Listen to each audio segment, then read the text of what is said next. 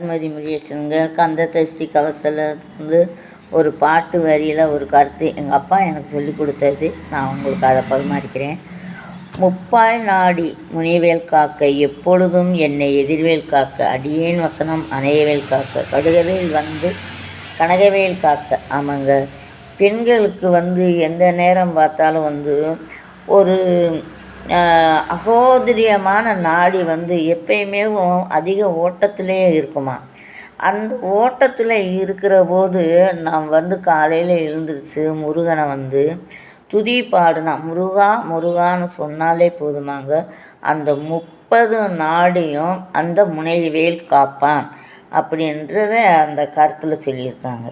அந்த 30 நாடினா நம்ம என்ன செய்கிறோம்? காலையில் எழுந்திரிச்சு ஒரு திருமணம் ஆன பெண்ணாக இருந்தால் மறுபடியும் நம்ம கணவனோடு இருக்கையில் நம்ம குழந்த பெரும் பருவம் வந்துடுது. அந்த பருவம் அடையில் அந்த 30 நாடியும் விருந்து கொடுக்குமா. அந்த விருந்து கொடுக்கையில் அப்பொழுதும் என்னை அந்த முருகன் காக்க வேண்டும். நரம்புகள் 30 ஓடி அடங்கி அது கருவுற்றாக தயாராகும் நிலையில் இருக்கும்போது கருவாய் உருவாய் உள்ளதாய் இல்லதாய் மணியாய் கனியாய் வருவாய் ஒரு முருகன் திருமுருகன் அப்படின்னு ஒரு வரி வருது பார்த்தீங்களா.